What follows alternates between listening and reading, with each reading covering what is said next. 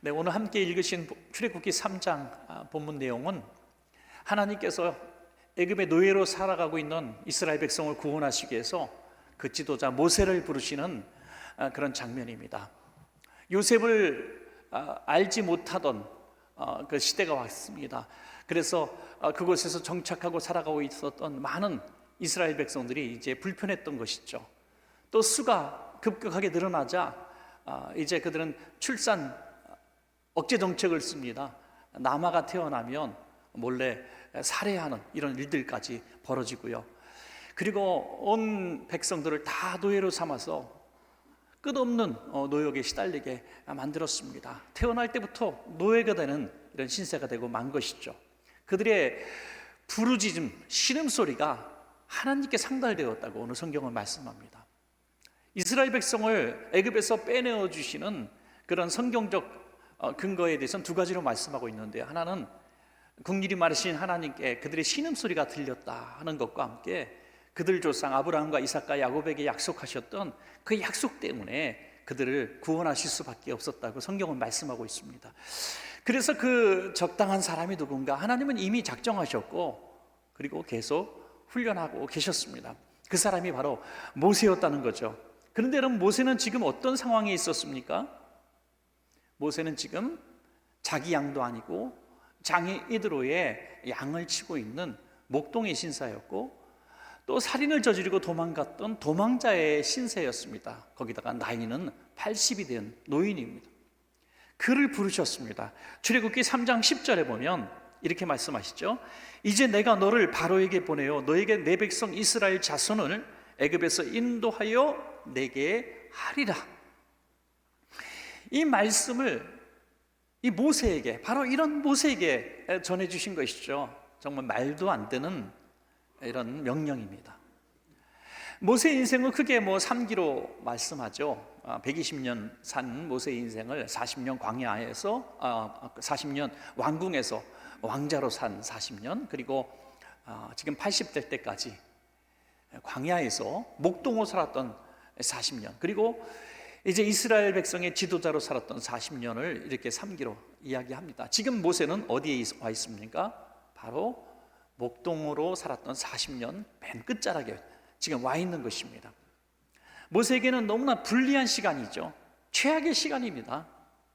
이왕이면 왕자로 있을 때 40세쯤 된 청년에게 부르셨다면 아마도 나는 그래도 우리 민족 가운데 한 명을 뽑으라면 나 정도는 뽑아야지 라고 생각했을 거예요. 우리 상대평가를 늘 하니까 말이죠. 그런데 하필이면 살인죄를 저지르고 광야로 도망와서 40년을 지낸 80세가 된, 또 하필이면 나이도 80세가 된 그 나이에 모세를 지금 부르신 것입니다. 그러니 모세는 거절할 수밖에 없겠죠. 여러분, 나이가 80세쯤 되면 다 몸이 여러 가지 기능들이 좀 저하가 되고 약해집니다. 그러면 마음도 약해지잖아요. 몸이 약해지면 마음도 약해집니다. 전에는 막 뛰던 그런 다리도 뛸 수가 없어요. 큰 짐도 잘 들을 수가 없습니다. 그리고 자꾸 몸도 여기저기 고장이 나기 시작하잖아요. 저 충격입니다. 어느 날 갑자기 신문이 안 보인다. 이건 50세 때 하는 얘기고요. 한 80세 어르신쯤 되면 더 심각해집니다. 어떤 분이 이제 80세 좀 넘으신 친구분끼리 대화를 나눴어요. 야 친구야, 나 요즘에 진짜 얼굴에 보니까 자꾸 기미가 너무 많이 생기고 또 잔주름이 너무 많아서 내 얼굴 정말 거울 보기 싫어. 너는 어떠니? 라고 물어봤습니다. 그랬더니 이 친구가 야 너는 좋겠다. 그런 것도 보이고 자기는 안 보이는데 이게 이제 80대 어른들의 대화죠. 여러분, 이런 나이에 이렇게 마음도 몸도 심히 연약해진 이 상황 가운데서 이스라엘 백성을 구원하는 지도자로 모세를 부르셨으니 모세는 이렇게 대답합니다. 내가 누구이기에 나를 부르십니까? 오늘 그래서 말씀의 제목이 내가 누구이기에 라는 것이죠. 말도 안 된다는 얘기죠. 출애굽기 3장 11절에서 12절입니다. 모세가 하나님께 아뢰되 내가 누구이기에 바로에게 가며 이스라엘 자손을 애굽에서 인도하여 내리이까? 하나님이 이르시되 내가 반드시 너와 함께 있으리라. 내가 그 백성을 애굽에서 인도하여 낸 후에 너희가 이 산에서 하나님을 섬기리니 이것이 내가 너를 보낸 증거니라. 아멘. 하나님은 이미 모세가 이스라엘 백성을 구원하고 가나안 땅까지 인도할 지도자가 된 것을 이미 보셨습니다. 이미 아셨습니다. 그러나 모세는 지금 모르고 있는 것이죠. 하나님이 보신 그 이후에 그 증거가 뭡니까? 너희가 반드시 이스라엘 백성을 구원한 이후에 이곳에 와서 다시 예배하리라. 이 시내산이로 알고 있는 이 땅에서 예배하리라. 이것이 증거다. 여러분, 증거라고 하는 것은 분명히 물증 같은 게 있어야 되는 거죠. 손에 잡히고 보여지고 만져지는 것이 있어야 증거라고 하는데, 지금 아무것도 이루어지지 않은 상황 가운데서 하나님은 이미 증거라고 말씀하고 있습니다. 히브리서 11장 1절에 믿음은 바라는 것들의 실상이요 보이지 않는 것들의 뭐라 그랬어요? 증거라 그랬어요. 여러분, 하나님께서 우리를 부르시고 어떤 사명을 말씀하실 때는 내 상황이 상관없다는 거예요. 40세든 80세든 왕자든 목동이든 마음에 할 수 있다는 마음이 있든 나는 할 수 없다고 하는 절망 가운데 있든 이것은 상관이 없다는 거예요. 하나님이 약속하셨고 하나님이 말씀하셔서 명령하셨다면 우리에게는 아멘하면 될 줄로 믿습니다, 여러분. 그게 증거가 되는 겁니다. 증거. 하나님이 응답하셨다는 것이 곧 증거라는 거예요. 여러분, 금년에는 정말 표대로 날마다 더하시는 복이 있기를 주님의 이름으로 간절히 축복합니다, 여러분. 이전보다 과거의 어떤 내 삶의 모습보다 더 나은 삶, 더 복된 삶, 하나님이 더 귀하게 쓰시는 삶이 되기를 원합니다. 그러면 우리가 하지 말아야 될 정말 금기어가 있습니다. 그게 뭡니까? 내가 누구이기에 라는 말이죠. 내가 누구이기에 하나님, 나는 내가 나를 잘 압니다. 이런 말 하지 말라는 거예요. 하나님은 우리를 우리보다 더 잘 아십니다. 꼭 우리가 금년에 복받기 위해서 하지 말아야 될 말, 바로 내가 누구이기에, 이런 말이죠. 아유, 하나님, 내 형편을 모르셔서 그럽니다. 내 형편이 어떤데요? 하나님, 내 건강을 모르셔서 그래요. 내 건강이 어떤데요? 하나님, 내 능력이 뭔지 모르셔서 그래요. 내 능력이 어떤데요? 이런 말은 하지 말아요. 근데 하나 꼭 해도 되는 말은 있는데, 내 나이가 어때서, 이런 말은 해도 됩니다, 여러분. 내 나이가 어때서. 여기서 웃어주셔야 되는데 이거 흥행에 실패했는데, 내 나이가 어때서, 이건 해도 됩니다, 여러분. 어떻게 보면 사명을 받았을 때 모세가 했던 핑계가요, 꼭 우리가 하고 있는 핑계가 아닌가 싶습니다. 그래서 모세가 내가 누구이기에 라고 했던 그 구체적인 이야기들을 같이 나누면서 우리가 그 내가 누구이기에 모세처럼 절대로 하지 않기로 결단하고, 또 그런 모세에게 차근차근히 설명하시는 그 말씀을 내게 주시는 말씀으로 받을 때에 우리가 은혜가 되고 또 힘이 될 줄로 믿습니다, 여러분. 첫 번째로, 내가 누구이기에 그들이 나를 믿겠습니까? 내가 누구이기에 그들이 나를 믿겠어요? 그들은 이스라엘 백성과 또 바로 왕을 비롯한 애굽 사람들을 다 포함하고 있는 것이죠. 가장 두려운 것은 다른 사람들이 나를 어떻게 볼까? 이게 두려운 것입니다. 다른 사람이 본 내 모습이 뭡니까? 딱 보니까 지팡이 하나 든 80세 노인이고요. 뭐 귀족의 옷을 입었겠습니까? 뭐 장군의 옷을 입었겠습니까? 다 헤어진 낡디 낡은 목동의 옷을 입은 80세 노인입니다. 그리고 과거를 돌아보니까 사람을 죽이고 도망간 살인자요 도망자입니다. 그 모습을 보면서 누가 나를 믿어주겠습니까? 하는 것이죠. 출애굽기 4장 1절입니다. 모세가 대답하여 이르되 그러나 그들이 나를 믿지 아니하며 내 말을 듣지 아니하고 이르기를 여호와께서 내게 나타나지 아니하셨다 하리이다. 당연하죠. 야, 네가 하나님 만난 증거 우리에게 보여다오. 당장 이스라엘 백성들이 그렇게 말할 것이라는 것이죠. 모세가 가장 먼저 해야 될 일은 이스라엘 백성의 지도자로 인정받는 일이었습니다. 그래야 이스라엘 백성들의 대표자로 바로 앞에 서서 내 백성 이스라엘을 풀어달라고 해야 될 텐데, 당장 이스라엘 백성조차 모세를 자기들의 지도자로 인정하겠느냐 이거죠. 누가 봐도 인정하지 않을 겁니다. 그 200만 정도 되는 사람이라고 성경은 이제 이야기합니다. 장정만 60만 정도 되니까 200만 정도로 보는 것이 옳다고 봅니다. 아무리 하나님께서 우리를 불쌍히 여기시고 우리 조상 아브람과 이삭과 야곱에게 약속하신 언약 때문에 우리를 구원하시기 위해서 사람을 보내셨다고 해도 당신 같은 사람은 아닐 거예요 라고 말하는 것이죠. 어느 나라 왕이든지 갑자기 일어난 어떤 장군이든지 유명인을 보내시지 당신 같은 사람이 어떻게 우리의 지도자가 될 수 있습니까? 의심할 수밖에 없습니다. 더 어려운 것은 이제 바로 앞에 서는 것이죠. 당시 애굽은 최고 강국이죠. 그리고 이 모세가 지금 싸워야 될 그들의 대표자 바로 왕은, 이 바로가 곧 왕이란 뜻이니까 바로라고만 하겠습니다. 이 바로는요, 당대의 가장 강력한 왕이었습니다. 그가 누굴까? 성경에는 정확히 나와 있지 않지만 두 사람 중에 한 사람으로 이제 추격되어지는데, 람세스 2세로 많은 분들이 보고 있습니다. 그렇다면은 애굽의 그 이집트 시대 역사상 가장 강력한 절대 왕 중에 한 사람입니다. 그런 강력한 전성기의 왕을 또 독재자고 권력자고 폭군인 그와 맞닥뜨린 겁니다. 하필이면 말이죠. 자, 이런 모세가 백성들의 힘도 얻지 못하고 또 가장 강력한 당시에 바로 앞에 섰을 때 어떻게 그들을 구원할 수 있겠습니까? 그래서 하나님께서 내 모습을 보십시오. 나 같은 사람을 어떻게 믿어주겠습니까? 어떻게 나랑 대화라도 하겠습니까? 라고 말할 때 하나님은 큰 두 가지 선물을 주세요. 오늘 저와 여러분이 하나님 내 처지를 보세요. 누가 나를 믿겠습니까? 내 겉모습을 보세요. 누가 나를 인정하겠습니까? 라고 사명을 거절할 때 하나님은 동일한 두 가지를 주신다는 거예요. 첫째는 내가 너를 보냈다. 내가 너를 보냈다.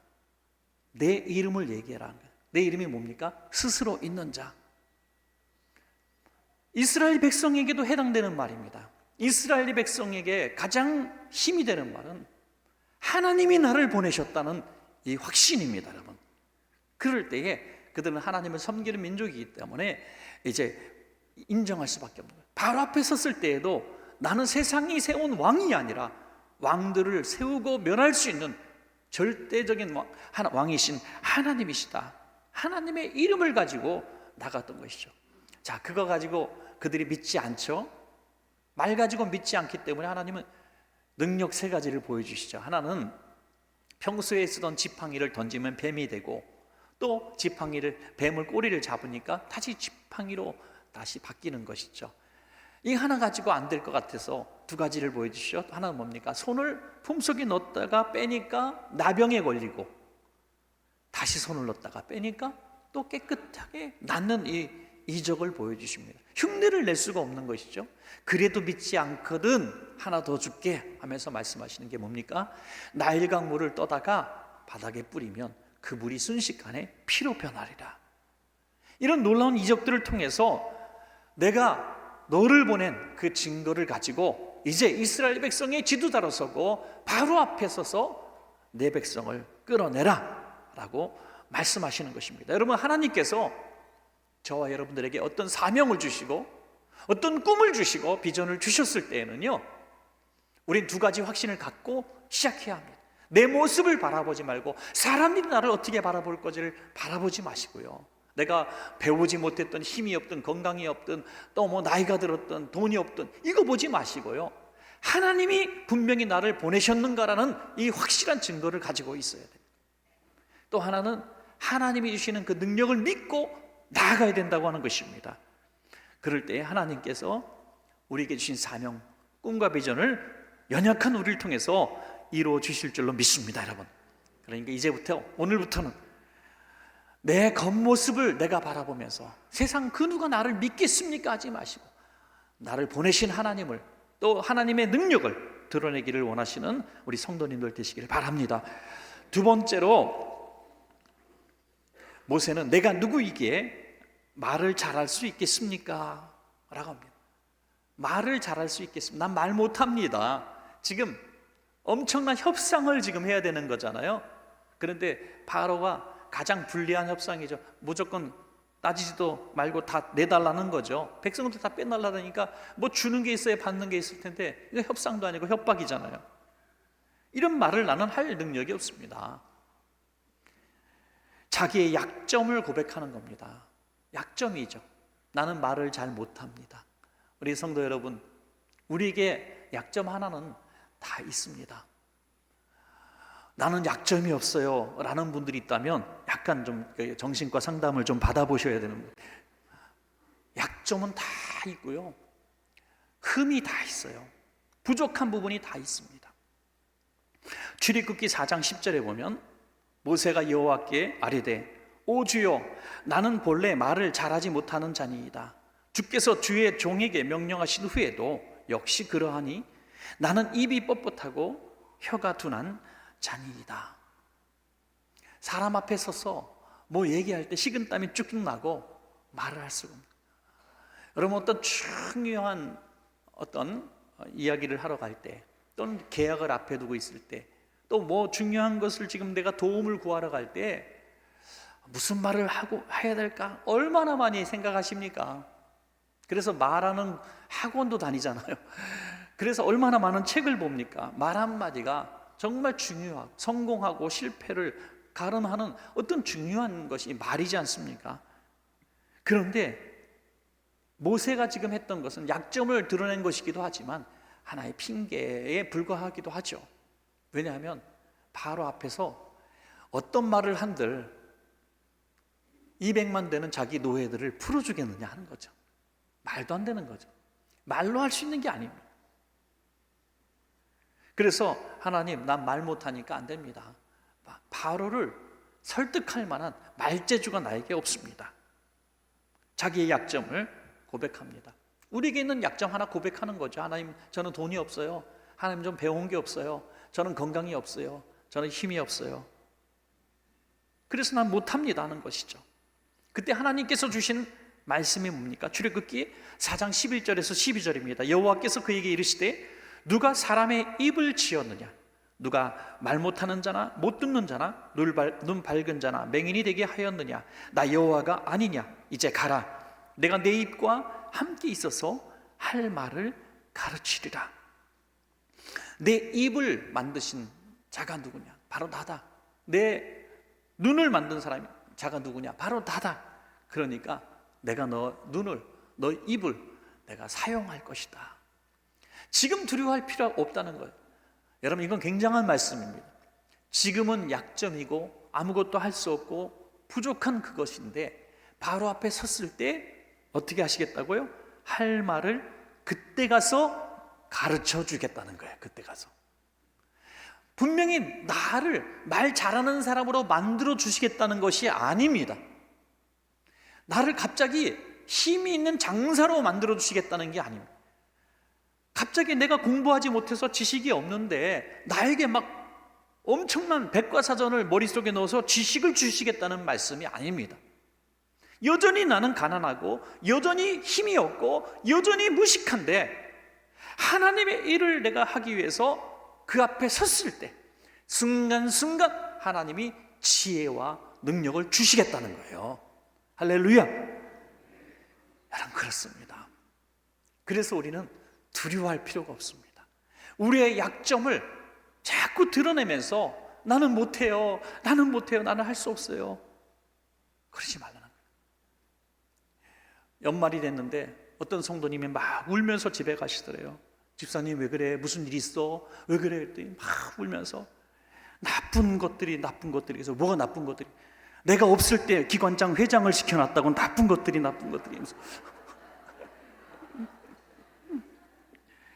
너무 속상해가지고 나는 할 수 없는데 나를 어떻게 시켰냐고, 내가 어떻게 이제 1년 동안 회장 노릇을 하냐고 너무 속상하고 두렵고 그래서 울고 있다는.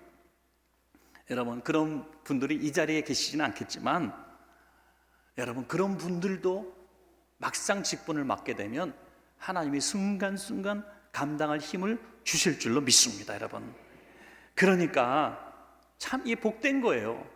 하나님이 내게 무엇을 맡기셨을 때 그것은 하나님이 나와 함께 하신다는 그 증거가 되는 것입니다, 여러분. 예레미야 선지자도 똑같이 나도 말 못하는 사람입니다라고 이야기했던 사람입니다. 그때 예레미야 1장 7절에서 말씀하십니다. 여호와께서 내게 이르시되 너는 아이라 말하지 말고 내가 너를 누구에게 보내든지 너는 가며 내가 내게 무엇을 명령하든지 너는 말할지니라. 아멘. 나는 아이라, 말 못하는 아이라 말하지 말라는 거예요. 내가 내게 무엇을 명령하든지 너는 말할지니라. 너의 말을 하는 게 아니라 내가 준 말을 하는 거니까 하라는 겁니다. 여러분, 이 대언하는 거죠. 대언. 우리가 이 선지자라는 사람들은 대언하는 겁니다. 하나님의 말씀을 증거하는 겁니다. 내 생각에는 그럴 필요가 없어요. 제가 만약 설교하는데 설교 시간에 제 생각에는 이런데 여러분 어떻게 생각하십니까? 이런 식으로 설교를 하면 되겠습니까? 하나님은 이렇게 말씀하셨으니까 아멘 하십시오, 이렇게 말해야 되는 거 아닙니까, 여러분? 하나님의 말씀은 선포인 것이죠. 내 말이 아닌 하나님의 말씀을 선포하는 것이니까 대언하는 것입니다. 할 말을 걱정할 필요가 없는 것이죠. 사랑하는 여러분, 우리가 살아가면서 나의 약점 때문에 두려워할 필요가 없다는 것입니다. 어디에 가든지 무엇을 하든지 하나님이 함께 하신다면 할 말을 생각나게 하시고 감당할 능력도 순간순간 주실 줄로 믿습니다, 여러분.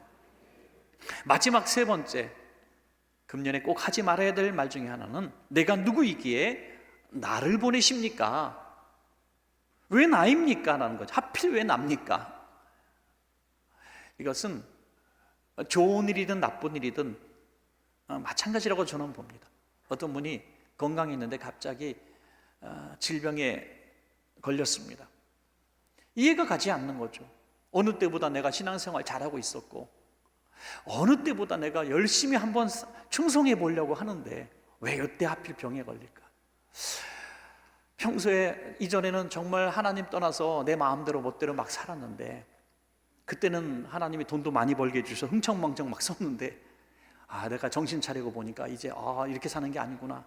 내가 이제 하나님 영광 위해서 좀 쓰고 좀 선한 일도 좀 해봐야겠다 했는데 그때부터 사업이 안 되네. 하필이면 왜 이때? 바로 이런 모습이에요. 왜 하필이면 납니까? 왜 지금입니까? 하나님 그렇게 사람 보니 눈이 없습니까? 그래서 출애굽기 4장 13절에 이렇게 말씀합니다. 모세가 이르되 오주여 보낼 만한 자를 보내소서. 난 아닌 것 같습니다. 보낼 만한 사람을 보내십시오. 사실 누가 봐도 모세 지금 아니죠. 누가 봐도 아닙니다. 크게 세 가지 이유에서 아니라 그랬죠. 40년 목동 생활을 해서 이제 패기도 다 사라진, 마음이 상하고 약해버린, 이제 어떻게 죽을까 그 날을 기다리고 있는 사람. 또 두 번째로 80세, 힘이 없습니다. 능력이 없습니다. 그래서 기도할 때도 손 들고 기도할 때 아론과 홀이 받쳐주잖아요. 여러분, 또 그가 살인자 또 도망자 이런 모습 속에서 어떻게 보냄받은 합당한 사람이라고 스스로 말할 수 있겠습니까? 그런데도 불구하고 하나님은 모세를 이스라엘 역사상 가장 위대한 지도자로 쓰셨습니다. 그 이후에 어떤 세대의 사람들도 모세가 그들의 기준입니다. 기준. 그를 통해서 모세의 오경, 하나님의 율법이 나오죠. 노예로 살던 200만 되는 사람들을 끌어내서 가나안 땅까지 인도합니다. 40년 광야 생활의 그 오합지졸들을 이끄는 성공적인 지도자가 됩니다. 하나님과 직접 대면하여 이야기를 나눈 사람입니다. 십계명을 받은 사람입니다. 지팡이를 줄 때 홍해가 갈라지고 손을 들고 기도할 때 전쟁에서 승리했습니다.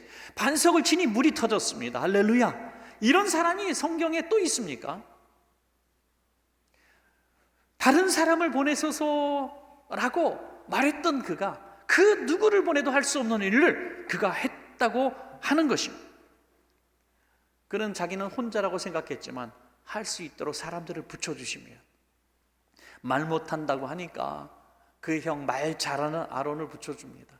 힘없다고 하니까, 손들 힘도 없다고 하니까 그 좌우편에 아론과 훌을 붙여줍니다.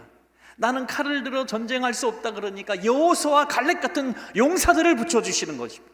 나는 행정 능력이 없습니다 하니까 천부장, 백부장, 십부장을 붙여주시는 것입니다. 할렐루야. 하게 하시는 하나님. 그러니까 내가 나 혼자 한다는 생각을 하니까 할 수 없다고 하는 것이죠. 하나님이 우리에게 일을 맡기실 때는 할 수 있도록 모든 여건과 환경을 허락하시는 하나님이십니다. 목사 안수식을 이제 저도 많이 이렇게 합니다. 노회장도 했고 이번에 또 노회장을 또 하게 되는데 목사 안수식에 많이 참여하게 됩니다. 그러면 많은 후배 목사들이, 저랑 좀 친밀한 목사들은 꼭 하는 말이, 목사님 너무 두려워요. 지금 제가 저를 봐도 정말 목사 같지 않고 목사가 돼도 되나 아직도 고민이 됩니다. 이렇게 얘기합니다. 그럼 저는 사실 내가 봐도 그래. 내가 봐도 그래. 네가 목사가 된다는 게 너무 신기하구나. 애들 양이나 잡아먹는 목사가 될까 걱정이다. 뭐 이렇게 말하면 되겠습니까? 저는 이렇게 늘 얘기하는 것 같아요. 얘기했던 것 같아요. 야, 나를 봐라. 나도 한다. 하나님은 너나 나나 목사 같아서 부르신 게 아니라 목사로 만들어 가시고 있는 중이란다 라고 말씀하십니다. 여러분, 우리를 하나님이 세우실 때 자격이 돼서 세운 게 아닙니다. 완성이 돼서 세운 게 아니라 완성하시려고, 만들어 가시려고 세워주신 것입니다. 여러분, 우리 찬양대 여러분 하나 물어볼게요. 엄청 노래 잘해서 오디션 1등으로 뽑히신 분 여기 계십니까? 아니잖아요.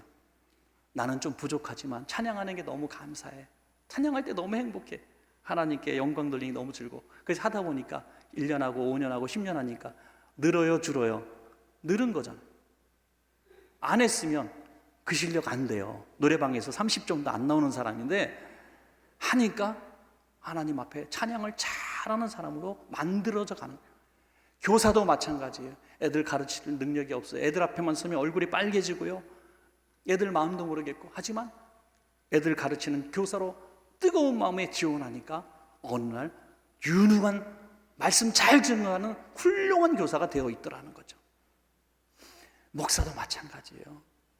처음 제가 한 30년 됐죠. 목사님 25년 정도 된 것 같은데, 하여튼 그 처음에 설교했던, 전도사 때 했던, 또 부목사 때 했던 설교를 원고를 보면요, 빨리 찢어버리고 싶어요. 이런 걸 설교라고 했구나. 뭐 그렇다고 지금 잘한다는 건 아니고요.